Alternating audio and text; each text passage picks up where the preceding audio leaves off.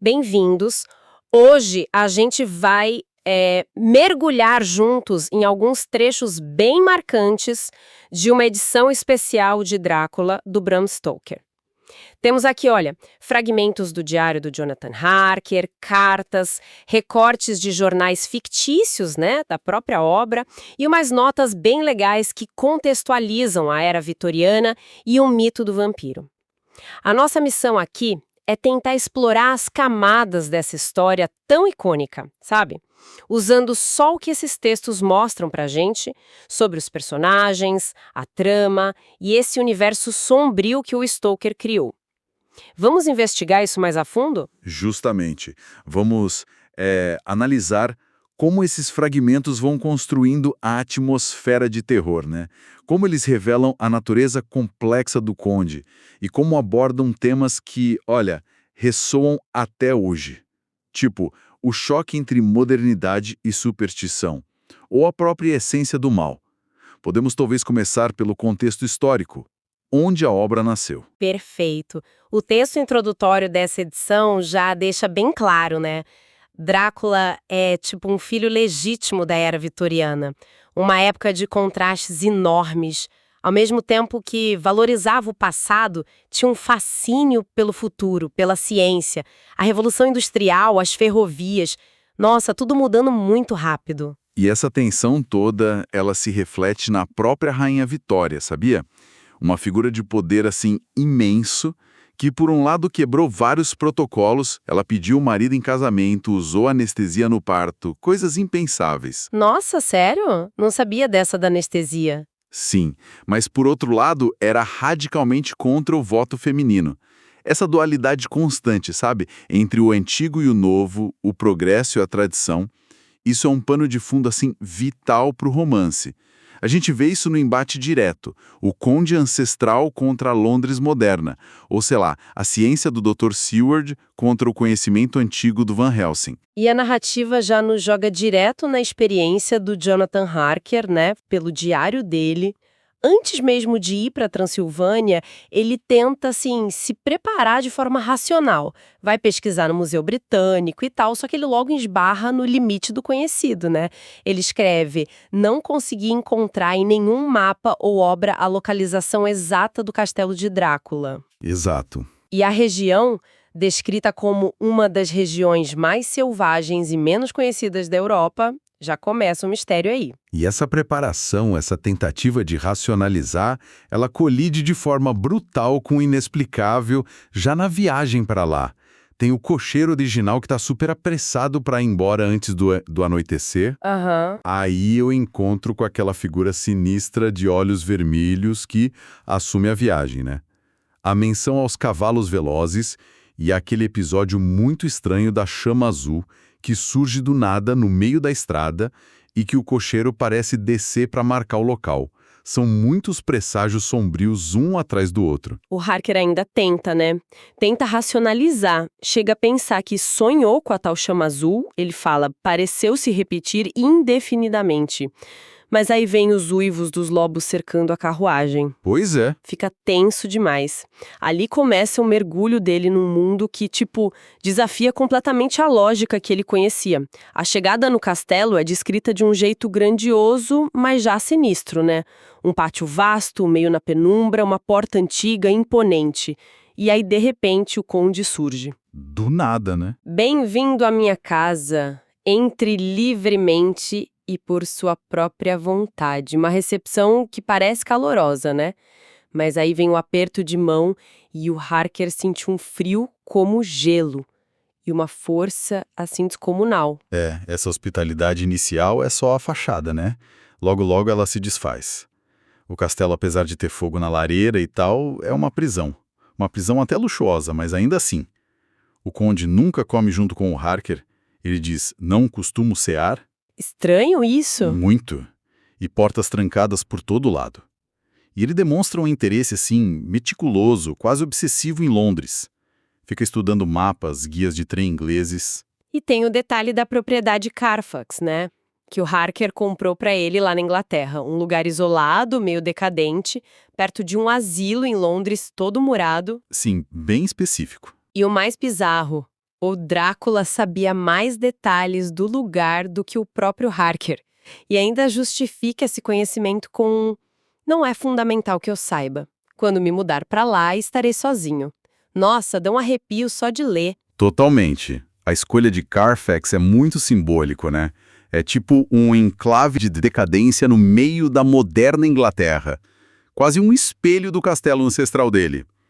O nome talvez venha do francês quatre faces, como o próprio Harker sugere, pode indicar essa vontade de vigiar, de controlar. A precisão dos planos do Conde é que assusta. Ele não está improvisando nada ali. É uma invasão planejada. E a percepção do Harker muda muito rápido, né? Do estranhamento pro pavor mesmo. Ele escreve no diário: há algo muito estranho e perturbador neste castelo. Gostaria de jamais ter vindo para cá. A ficha caindo. E o momento do corte ao se barbear é, nossa, crucial. Primeiro, a reação animalesca do Conde ao ver o sangue. Mas depois, principalmente, a descoberta chocante do Harker. O Conde não tem reflexo no espelho. Aí a coisa fica séria. E a reação do Drácula é de uma violência absurda. Ele quebra o espelho na hora, chamando de bugiganga asquerosa da vaidade humana. E isso já confirma vários traços clássicos do vampiro, né? A sede de sangue, a ausência de reflexo que muitos ligam à falta de alma, a força sobre-humana, a raiva súbita. É a negação total da verdade, né? Exato. A destruição do espelho é ele rejeitando a própria imagem, a própria verdade. E pouco depois, o Harker confirma que não tem criado nenhum ali. É o próprio Conde que arruma a cama dele, serve a comida, o isolamento é absoluto. Voluptuosidade deliberada que me parecia excitante e repulsiva ao mesmo tempo. Uma mistura perigosa. E ela lambendo os lábios como um animal. Ela quase morde ele no pescoço, ele sente os lábios, os caninos, mas o Conde intervém, furioso. Essa cena é incrível porque mistura sensualidade e um perigo mortal, né? É uma subversão total das normas vitorianas de comportamento feminino. O Harker se sente atraído e ao mesmo tempo repelido, o que mostra bem o poder hipnótico e corruptor dessas criaturas. E a intervenção do Conde não é para salvar o Harker, de jeito nenhum. É pura possessividade. Ele grita: "Este homem pertence a mim." Que horror! E o desespero do Harker chega no limite quando ele vê o Drácula rastejando pela parede do castelo como um lagarto. Nossa, essa imagem é forte demais. E depois vê o Conde saindo do castelo vestido com as roupas dele, do Harker, para se passar por ele lá fora. Aí tem a presença dos ciganos, os Sgani, que o Harker vê movendo aqueles caixotes pesados com terra dentro. Aí não tem mais dúvida, né? O Harker só consegue rezar, que Deus preserve minha sanidade. É o fundo do poço para ele ali. Aí a história dá um salto, né? Nos leva para Whitby, lá na Inglaterra, e a gente conhece a Lucy Westenra pelas cartas dela e da Mina, uma jovem super vibrante, cheia de vida, mas também compassiva. Sim, ela recusa um pretendente, mas sente pena dele. Exato. E também conhecemos o velho Sr. Swales, um pescador local bem cético, que fica zombando das lápides no cemitério, mas ao mesmo tempo ele pressente a própria morte chegando. Ele fala algo como: a Dona Morte já deve estar afiando a foice. O Swales é ótimo. Ele é a voz do realismo popular, sabe? Um contraponto inicial a todo o sobrenatural que está prestes a invadir o Whitby. A premonição dele e a descrição que fazem da tempestade que está chegando criam um clima muito pesado de mau presságio. E a neblina que cobre a cidade, nossa, ela funciona quase como um personagem, escondendo a chegada do mal. E que chegada, né? Espetacular e terrível. O navio Demeter encalha na praia durante a tempestade, sem ninguém vivo a bordo, exceto o capitão, que está morto, amarrado ao leme. Bizarro demais. E o diário do capitão encontrado com ele relata todo o terror da viagem. A tripulação sumindo um a um, a visão daquele homem alto e magro, mas de palidez medonha, e a tentativa frustrada de esfaqueá-lo, a faca passando direto como se esfaqueasse o ar. Mostrando que ele é invulnerável, né? Exato. E quando o navio encalha, um cachorro enorme, descrito como um cão, salta para a terra e some na escuridão. Logo depois, um mastim local é encontrado morto com a garganta toda deslacerada. A viagem do Demeter é tipo um conto de horror dentro do próprio livro. Deixa claro a invulnerabilidade do Drácula a meios comuns, o poder dele sobre a vida e a morte, e a forma de cão é um disfarce para ele entrar, né? Mas a violência imediata contra o outro cachorro já sinaliza a natureza predatória dele em solo inglês. Chegou chegando. E logo depois disso, a Lucy Westerner começa a adoecer misteriosamente. Sonambulismo frequente, palidez, fraqueza e dificuldade para respirar. Os primeiros sinais do ataque. E o Dr. Seward, que é médico e um dos pretendentes dela, fica totalmente perdido. Ele examina o sangue dela e conclui, bem preso à ciência da época, o sangue está normal, a causa deve ser mental. Aí a gente vê claramente a ligação da ciência vitoriana diante do sobrenatural. O ataque do vampiro drena a vida de forma sutil, sem deixar marcas óbvias para a medicina daquele tempo. O diagnóstico do Seward falha miseravelmente, né? E o sonambulismo da Lucy a torna uma presa muito fácil. É nesse momento que entra em cena o professor Van Helsing, que o Seward chama para ajudar. Ele é mais velho, mais experiente e parece que ele já suspeita de algo fora do comum desde o início. A insistência dele em registrar tudo é fundamental. Conhecimento é mais forte que a memória, anota tudo. Metódico, né? Muito. E ele introduz o alho como proteção. A Lucy acha estranho, claro, mas ela diz que se sente bem com o cheiro. Nunca gostei de alho, mas hoje estou achando uma maravilha. E aí um morcego fica batendo na janela dela. É o Van Helsing representando essa fusão necessária, né? Ciência com sabedoria antiga, folclore.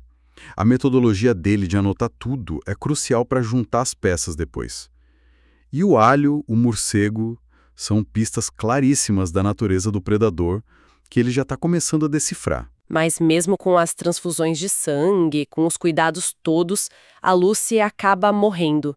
O Arthur Holmwood, que era o noivo dela, fica devastado, coitado. Mas tem algo estranho. Na morte, ela parece ainda mais bonita. Um detalhe sinistro. Muito. E o Van Helsing age de um jeito super enigmático, pedindo a confiança total do Arthur, porque ainda precisa ser feito. Essa beleza pós-morte é um sinal clássico da transformação vampírica nos contos, né? É uma beleza enganosa, que mascara a condição dela de não morta. O Van Helsing já sabe o que precisa acontecer e está preparando o Arthur para a tarefa terrível que vem pela frente. Nesse meio tempo, olha só, o Jonathan Harker volta para a Inglaterra, recuperado fisicamente lá no convento, mas obviamente traumatizado. Ele e a Mina finalmente se casam, só que o horror não larga ele, né? Em Londres, ele vê o conde na rua, em plena luz do dia, e entra em pânico total. Ele grita, é o homem em pessoa. Nossa, isso mostra que o Drácula não está confinado a castelos remotos, né? A presença dele na metrópole moderna, no centro da civilização, é ainda mais chocante. E o trauma do hacker deixa claro o impacto psicológico profundo e duradouro do encontro com o conde. Não é algo que se esquece fácil. E, em paralelo a isso, a gente acompanha mais de perto o Renfield, o paciente lá do Dr. Seward. Aquela dieta macabra dele com moscas, aranhas, o desejo por um gato para conseguir mais vidas, né? E a devoção que ele tem ao mestre. Ele é uma peça-chave, né? Total. E ele chega a atacar violentamente os homens que estão levando os caixotes de terra para Carfax, gritando, vou lutar pelo meu mestre e senhor. A lucidez que ele tem em alguns momentos intriga muito o Seward. E mais tarde, o Renfield é encontrado todo espancado na cela. O Renfield funciona quase como um barômetro da presença do Drácula, um elo psíquico. A obsessão dele por acumular vidas reflete a necessidade do próprio vampiro. E a lealdade cega, a violência, mostram a influência corruptora do Drácula, mesmo à distância. A dificuldade que o Seward tem em entender o Renfield só reforça esse conflito entre a razão e o inexplicável. E aí vem a confirmação do pior. Pelos jornais, começam a aparecer notícias de crianças desaparecendo em Hampstead, uma área de Londres, e depois sendo encontradas com pequenas marcas no pescoço. E elas dizem que estavam brincando com a moça bonita. A Blue Fur Lady, no original, é a prova sinistra e terrível, A Lucy não morreu de verdade. Ela se tornou uma vampira, uma não morta, e agora está predando inocentes. O horror se espalhou por Londres, bem debaixo do nariz da sociedade civilizada. Aí o Van Helsing precisa agir. Ele confronta a verdade de vez. Leva o Seward, o Arthur e Quincy Morris, aquele outro pretendente americano da Lucy, Texano até, ao túmulo dela. E o caixão tá vazio. Que momento! Ele explica que já tinha ido lá antes, colocado alho, hóstia sagrada para impedir a saída dela. Eles ficam esperando, e a figura da Lucy surge na noite, mas monstruosamente transformada. O texto diz: a doçura tornou-se crueldade empedernida, a pureza lascívia demônica. Uma descrição pavorosa. Demais. O Arthur, claro, ficou horrorizado, mas ele cumpre o dever doloroso, crava a estaca no coração dela, e o texto dá a entender que o Van Helsing e o Seward finalizam o ritual, provavelmente com a decapitação para garantir que a alma dela encontre a paz. É um dos momentos mais brutais do livro, mas absolutamente necessário. A destruição da Lucy vampira é essencial para salvar a alma dela e para proteger outras pessoas. O ritual mistura elementos do folclore, a estaca, a decapitação, com elementos religiosos, como a hóstia, mostrando essa abordagem integrada do Van Helsing. A dor do Arthur é imensa, mas o ato é apresentado quase como um dever sagrado, uma libertação para ela. E agora, unidos por essa tragédia e pela ameaça, o grupo foca totalmente em caçar o Dr. Drácula. E a Mina Harker se torna fundamental nesse ponto. Ela tem a ideia de transcrever e organizar todos os diários, as cartas, as anotações de todo mundo. Ela conecta tudo. Exato. A inteligência dela transforma aqueles fragmentos de experiências individuais num panorama completo da ameaça. Ela junta as peças do quebra-cabeça. Aí o Van Helsing expõe tudo o que eles sabem ou suspeitam sobre os vampiros. As habilidades, vida quase eterna se ele se alimentar, força de muitos homens, capacidade de se transformar em lobo, morcego, névoa, até poeira, controle sobre criaturas noturnas, ratos, como Renfield mencionou e eles viram em Carfax, e, claro, não ter sombra nem reflexo. E as fraquezas, que são a chave para a caçada, né? Precisa de convite para entrar num lugar pela primeira vez. O poder dele diminui durante o dia, ele tem dificuldade em cruzar água corrente, exceto em momentos específicos da maré, é repelido por alho, crucifixos pela hóstia sagrada. E o ponto crucial, ele precisa dormir na sua terra natal. Aqueles caixotes com terra da Transilvânia são o calcanhar de Aquiles dele. Exato. As regras do jogo ficam claras ali. O conhecimento se torna a principal arma deles contra o Drácula. E o Van Helsing também revela a identidade histórica parcial do conde. O Voivada Drácula, aquele guerreiro que lutou contra os turcos na Idade Média, conhecido pela inteligência, pela crueldade, e que supostamente teria estudado artes sombrias na lendária Xolomance, uma escola que diziam ser ligado ao próprio diabo. Que loucura isso! E o paradoxo terrível é que ele, essa criatura das trevas, depende para sobreviver da terra consagrada onde estão os túmulos dos seus ancestrais, que foram heróis cristãos. É muito complexo. Mas o horror volta a atingir o grupo de forma muito direta e pessoal. A Mina é atacada pelo Drácula no próprio quarto dela, enquanto Jonathan dorme um sono pesado, provavelmente induzido pelo vampiro. Que cena pavorosa. O Drácula ainda zomba deles. Você, assim como os outros, julga-se mais inteligente do que eu. Ajudou esses homens a me perseguir. E aí ele a força a beber o sangue dele, de uma veia que ele abre no próprio peito. Ele diz: pressionou minha boca contra a ferida. A Mina fica marcada espiritualmente. Depois, quando tentam colocar a hóstia sagrada na testa dela para proteger, ela queima a pele dela como ferro em brasa. Esse é talvez o ataque mais íntimo e profanador do livro.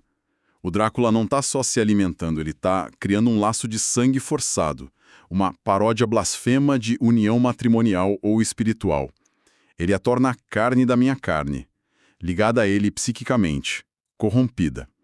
A marca da hóstia na testa dela simboliza essa condição impura, mas também a luta interna dela. E, paradoxalmente, essa conexão forçada vai se tornar uma ferramenta crucial na caçada. E o grupo reage rápido para contra-atacar, né? Eles localizam os esconderijos do Drácula em Londres, principalmente Carfax e uma casa em Piccadilly, e começam a esterilizar a maioria dos caixotes de terra usando a hóstia sagrada. Isso torna os refúgios inúteis para ele. Sim, limitam os lugares onde ele pode descansar. Em Piccadilly, eles chegam a confrontá-lo diretamente. O Harker, movido pela vingança e pelo horror do que aconteceu com a mina, ataca ele com fúria usando aquela faca kukri dele. O Morris também participa da luta, mas o Drácula, mesmo encurralado, consegue escapar, ferido, e ainda leva o dinheiro dele. A caçada se intensifica muito aí. Usar a luz do dia quando ele está mais fraco, e os objetos sagrados se tornam as táticas principais. Esterilizar os refúgios é fundamental para enfraquecê-lo. E a fuga do Drácula, mesmo ferido, mostra a astúcia dele, o instinto de sobrevivência apurado.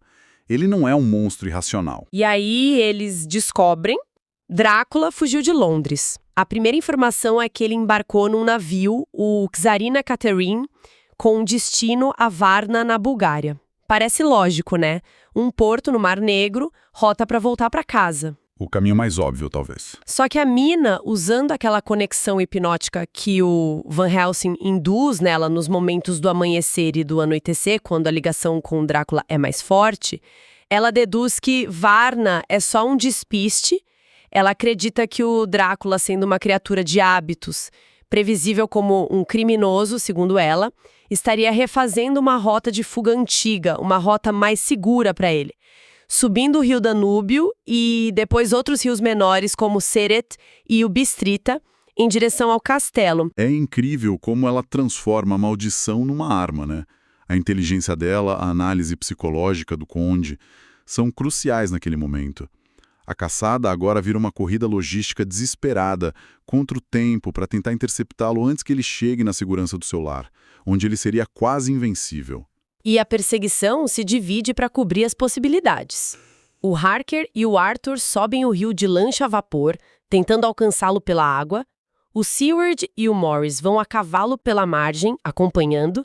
E o Van Helsing e a mina vão direto para o Passo do Borgo, de trem e depois carruagem, para tentar bloquear a rota final perto do castelo. Várias frentes de ação. Sim.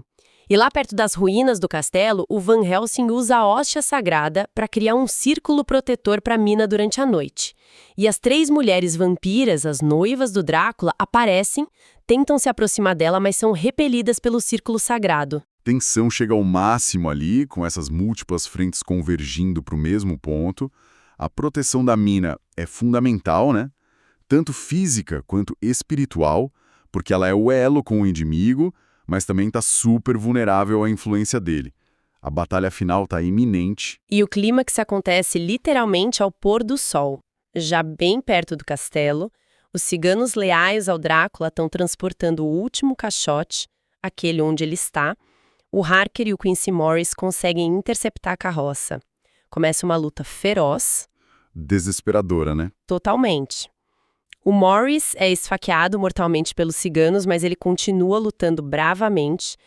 E no último instante de luz do sol, o Harker consegue rasgar a tampa do caixote com a faca kukri dele e corta a garganta do Drácula. E, simultaneamente, o Morris, no seu último esforço, crava a faca Bowie dele no coração do vampiro. Uma ação coordenada no limite. Exato. E o resultado é instantâneo e quase milagroso. O texto diz que o corpo de Drácula se desfez em pó e desapareceu. Naquele instante final, o Harker e a mina conseguem ver uma expressão de paz iluminar o rosto do conde, a marca na testa da mina desaparece na mesma hora, os ciganos fogem apavorados e o Quincy Morris morre ali nos braços dos amigos, mas em paz, sabendo que cumpriram a missão. A destruição do Drácula exigiu um esforço conjunto imenso.